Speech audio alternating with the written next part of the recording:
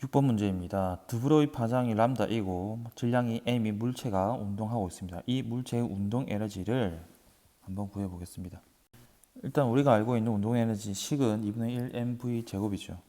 분모 분자에 같은 질량 m을 곱해주면 이 m분의 m 제곱 v 제곱으로 쓸 수 있습니다. 이는 이 m분의 운동량은 제곱으로 쓸 수 있죠. 이 운동량은 드브로이 파장과 관련이 되기 때문에 이를 식에 대입하면 운동 에너지가 2m 람다 제곱분의 플랑크 상수의 제곱의 식으로 표현할 수 있다는 것을 알 수 있습니다. 7번 문제입니다. 광학 현미경과 전자 현미경에 대한 설명으로 옳지 않은 것을 골라보겠습니다. 1번 전자 현미경은 내부를 진공으로 만들어야 합니다. 2번 광학 현미경은 살아있는 생체를 관찰할 수가 있죠. 답은 2번입니다. 3번 전자현미경의 분해능이 광학현미경의 분해능보다 훨씬 높습니다. 4번 광학현미경은 유리렌즈를 사용합니다. 하지만 전자현미경은 자기 렌즈를 사용해서 전자를 모아주죠. 5번 전자현미경에서 전자의 드브로이 파장은 광학현미경에서 사용하는 가시광선의 파장보다 짧아서 분해능이 더 좋은 것이죠. 마지막 8번 문제입니다. 가시광선 대신에 전자를 가속시켜 얇은 시료에 투과시키는 것입니다. 답은 4번입니다.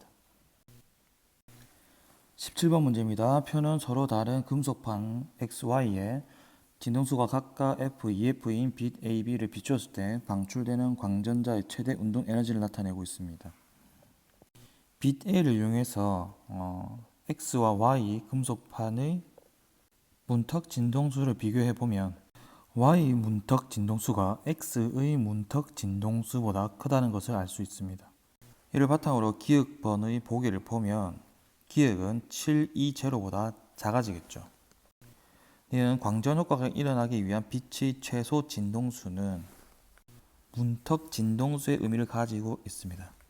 그래서 X가 Y보다 더 작습니다. 디귿 A와 B를 X에 함께 비추었을 때 방출되는 광전자의 최대 운동 에너지는 720가 됩니다. 이 문제를 출제하는 의도는 뭐냐? 320와 720를 합해서 하나의 광전자의 운동 에너지가 1020가 되는 수도 있지 않냐 이렇게 이제 물어보는 것인데 그렇게 되는 일은 없습니다. 광전 효과에서 광자와 전자는 1대1 반응을 합니다.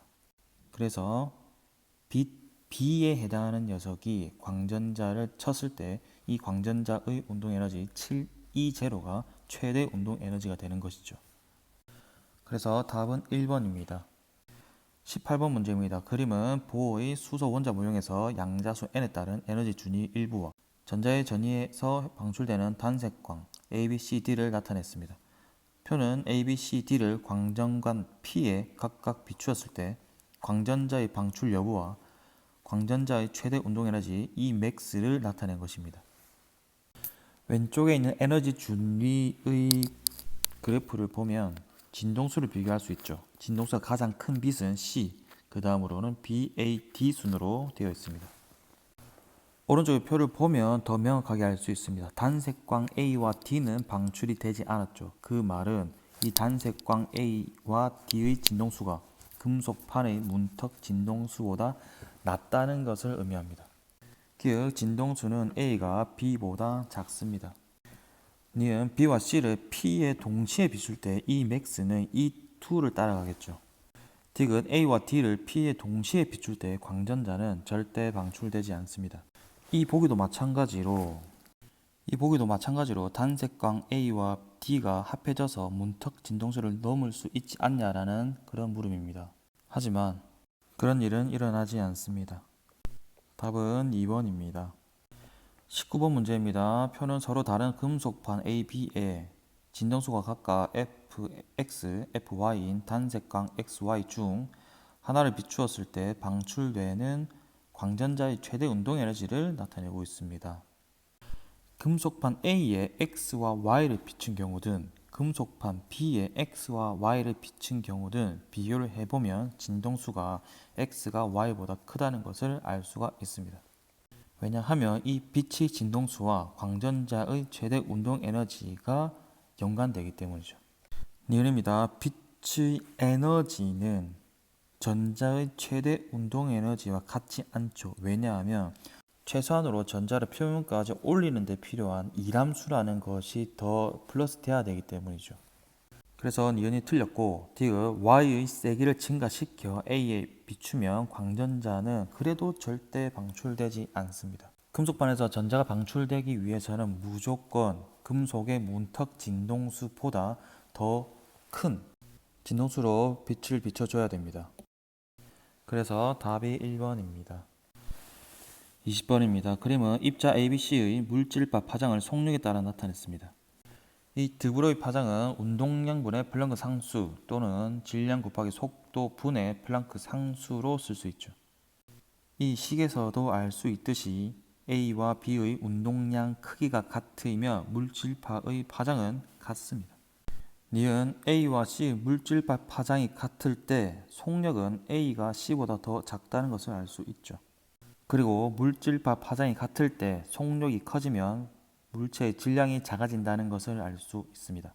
그래서 이를 비교해보면 질량은 B가 C보다 더 큰 값을 나타내고 답은 2번입니다. 22번입니다. 오랫동안 과학자들 사이에 빛이 파동인지 입자인지 관한 논쟁이 있었습니다. 19세기에 빛의 간섭 실험과 매질레에서 빛의 속력 측정 실험 등으로 빛의 파동성이 인정받게 되었습니다. 그런데 빛의 파동성으로는 설명할 수 없는 광전 효과를 아인슈타인이 광양자의 개념을 도입하여 설명한 후에 여러 과학자들의 연구를 통해 빛의 입자성도 인정받게 되었죠. 그래서 기억이 맞고 전하 결합 소자도 광전 효과를 이용하기 때문에 빛의 입자성을 이용한다고 볼 수 있습니다. 디귿 비눗방울에서 다양한 색의 무늬가 보이는 현상은 빛의 파동성으로 설명할 수가 있죠. 이는 빛의 간섭에 해당이 됩니다. 그래서 답은 5번입니다.